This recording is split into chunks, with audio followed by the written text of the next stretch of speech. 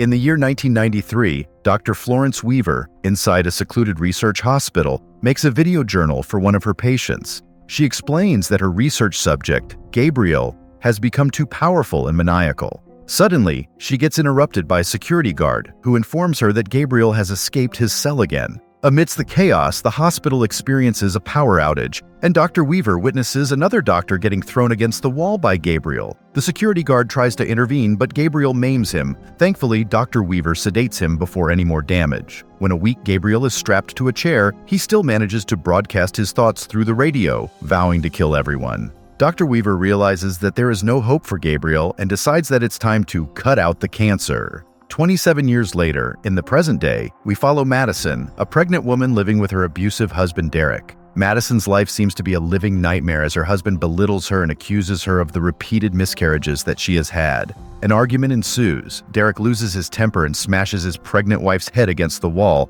causing her to bleed. What a jerk! He freaks out at his actions and leaves the room to get some water for her. Madison, on the other hand, is terrified, so she locks herself in the bedroom for the rest of the day. Later that night, Derek is seen sleeping in the living room. Suddenly, a noise from the kitchen jolts him awake. Upon searching for the source of the sound, he sees that the smoothie maker is on. He trudges over to turn it off and comes back to the living room. Little does he know, a shadowy figure is following him closely. And alas, before he can react, he is attacked from behind. At the same time, Madison wakes up to find her pillow soaked with blood from the back of her head. She shudders, realizing that her nightmare had been all too real. Frantically, she makes her way downstairs to find Derek. But what she sees is worse than anything. Derek's lifeless body is lying on the floor with his head snapped at an unusual angle. Her heart drops when she notices that the entity that she had dreamt of is crouching by his side. Fear pulverizes her as she runs for her life, with the entity hot at her heels. She manages to make it back to her room and immediately locks the door. Unfortunately, the vicious creature breaks through the door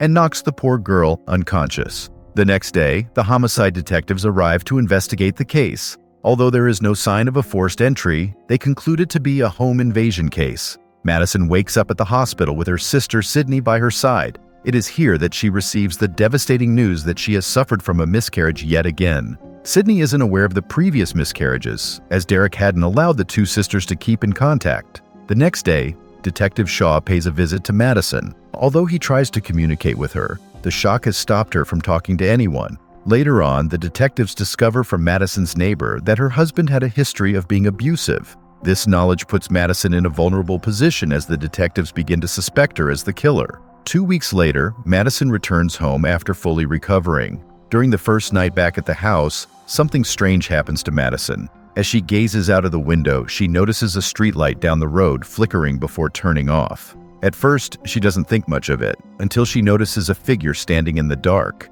Immediately, she rushes to lock all of the doors and windows in her house, hoping to keep the strange entity outside. Despite her efforts, Madison is not fast enough as one door doesn't shut properly. Panicking, she runs into her bedroom and tries to calm herself by repeating that there's nothing in her house. However, her fear continues to linger. The next morning, Madison decides to take action to secure her safety. She installs deadbolts on every single door in the house, causing Sydney, who has come to visit her, to question her unnatural behavior.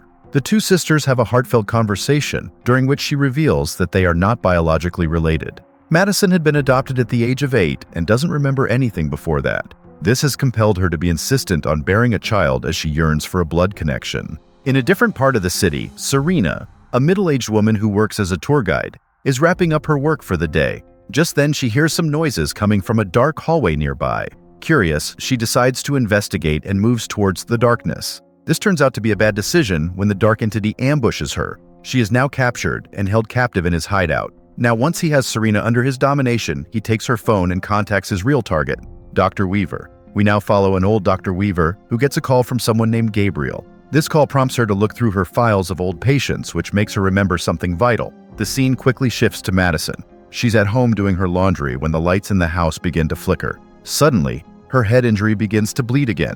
She becomes more disoriented. As she is putting a towel in the washing machine, she sees a vision of Dr. Weaver beside her. But this is just the beginning of a frightening and traumatizing experience. Out of nowhere, the dark figure appears and begins to ambush Dr. Weaver at her own place. Madison thus is witnessing the crime in real time but is paralyzed with fear due to the sudden shift of the environment and the gruesome scene unfolding in front of her. What she sees next is truly horrifying, a vision of the shadow-like entity using a trophy to bludgeon Dr. Weaver to death. Madison screams in horror and is snapped back to reality. Her injuries begin to bleed again. A few hours later, the police arrive at Dr. Weaver's place. They discover that the rest of the weapon is missing, which in reality has been taken by the entity. Detective Shaw also discovers the old patient files of the doctor. He stumbles upon a picture of a young female patient. This sparks his curiosity, and he asks one of his co-workers to age up the picture by 30 years. Meanwhile, Madison is left terrified when she comes to realize that her visions are actually real. She thinks that she might have a psychic ability to foresee the deaths of other people. Her sister tries to comfort her. The nightmare is far from over, though. The dark entity has his eyes set on his second target, a middle-aged man who must have been an acquaintance of Dr. Weaver. He notices the windows of his room are open, so he goes to shut them as it's raining hard outside. He spots the water on the floor, leading to his closet. Although afraid, he still goes to check it out. Finding nothing, he comes back to the window when a dark figure appears behind him. Unfortunately, he's not aware. When he finally resides in his bed, that's when the horror strikes.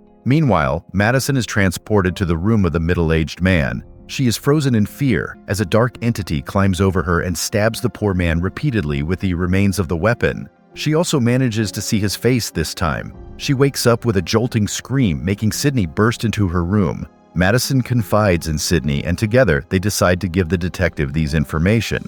Initially, the detectives are skeptical to believe them, but after a little persuasion and reasoning from Sydney, they reluctantly decide to check the building called Silver Cup, according to Madison.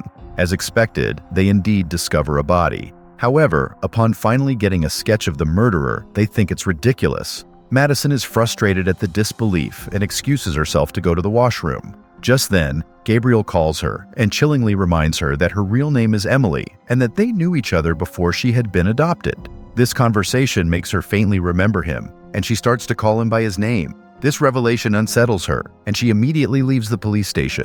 Right after she leaves, Detective Shaw discovers that the young patient of Dr. Weaver is Madison, and that her real name is Emily May.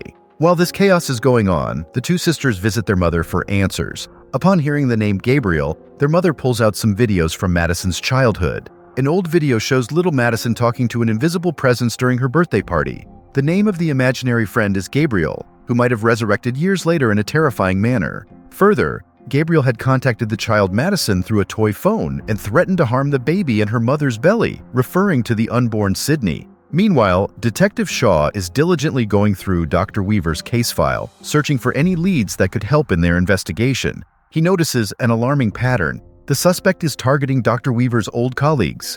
With one person, Dr. Gregory, still alive and in danger, Shaw acts quickly. With a sense of urgency, he rushes to Dr. Gregory's place, hoping to catch the victim before it's too late. But alas, he is indeed too late, as Dr. Gregory's lifeless body resides in his bathtub. Of course, Madison is aware of the murder in her dreams. She's standing in front of Detective Shaw, trying to alert him that Gabriel is still in the room, but she seems to be invisible to him.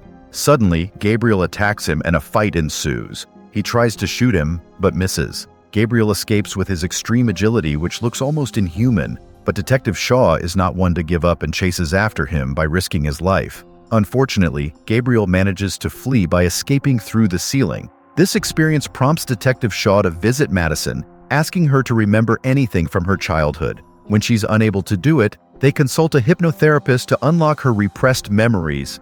Under hypnosis, Madison remembers that when she was younger, she had received calls from Gabriel through her toy phone. During one such call, young Madison had drawn a knife and appeared to be about to have cake. The surroundings soon changed into her parents' room. Madison had found herself holding a knife over her adoptive mother's pregnant belly, revealing that Gabriel had been adamant to eliminate the threat of Sydney. This memory terrifies Madison to the bones. The hypnotherapist wakes her up and calms her down. The mayhem becomes more twisted when Serena, who has finally managed to free herself, drops from Madison's ceiling, revealing that the lair of Gabriel had been Madison's attic all along. Obviously, Madison is arrested as a suspect, while Sydney begs Detective Shaw. In the interrogation room, Madison repeatedly tries to convince the detective that she's not the killer. Gabriel is trying to frame her. Frustrated with the lack of trust, Madison erupts in anger, causing the lights in the room to shatter at the same time. Suddenly, Detective Shaw gets a phone call from Gabriel. In a shocking turn of events, Gabriel admits to being responsible for the crime. Meanwhile, Sydney, determined to prove that her sister is innocent, investigates on her own. She visits the hospital where Madison had been adopted. It is now abandoned and situated in an isolated location, but still, Sydney bravely trudges on. In the archive room, she eventually comes across Madison's files and an old tape. Together with her mother, they play the tape, which reveals that a young woman named Serena May had Madison at the young age of 15 when she was physically violated. Serena had named her baby Emily, giving her up to the research hospital, where Dr. Weaver conducted experiments on her. This Serena, Madison's birth mother, is currently fighting for her life in the hospital. Concurrently, Detective Shaw also discovers the relationship between Madison and Serena through Weaver's files. The tape also reveals more bizarre and horrifying information. It is finally revealed that Gabriel is not just a voice inside Madison's head, but her parasitic twin located in the back of her head. As the video goes on, we find out that as Gabriel and Madison share the same brain, he can manipulate her into seeing and doing things he wants her to. As evident from the first scene in the movie, the doctors were unable to control the violent Gabriel and had surgically removed part of him while sealing the rest in Madison's brain. He had been dormant until Derek slammed Madison's head against the wall. So basically, everything is the fault of the abusive husband. We now follow Madison in a temporary detention cell with other inmates. When they brutally bully her, suddenly Gabriel takes over. Madison, now controlled by Gabriel, voluntarily opens up the back of her head to reveal the evil twin. Now he goes on a gruesome killing spree, annihilating anyone in his way. He doesn't show any mercy to the detectives, and everyone except Detective Shaw and Moss meets their death. Detective Moss urges him to stop the cruel creature, and he leaps to his feet to do his duty. He goes to the hospital as he's made aware of the theory of the parasite twin by Sydney. Meanwhile, Sydney also reaches the hospital. Sydney encounters Gabriel alone, who throws a hospital bed at her. His rampage is not stopped by Detective Shaw as well, who instantly gets injured when he tries to face him. Serena finally apologizes to Gabriel, begging him to forgive her as she shouldn't have given him away and loved them no matter what, but he's left unmoved. Sydney, however, tries for the last time and talks to Madison, who's confined in a mental prison. She finally manages to speak to her, revealing that Gabriel has been using her fetuses to sustain himself. Sadly, things are too late. Gabriel shoots Sydney in the head, and Madison is forced to watch the closest person to her lose her life. But then, there's another twist. Madison awakens and takes control of her body, manipulating Gabriel to see what she wants him to see. She further pushes him into the mental prison. He's unable to escape, and Madison finally learns to take charge of her mind and use her powers for good. As it turns out, Sydney is not dead, but Gabriel was tricked into thinking that he had killed her. With Gabriel defeated, Madison uses her insane strength to free her sister. The two sisters reunite. Madison lovingly reveals that although she had yearned for a blood connection, she had been too blind to notice it right in front of her. Serena watches in relief as the lamplight flickers in a corner.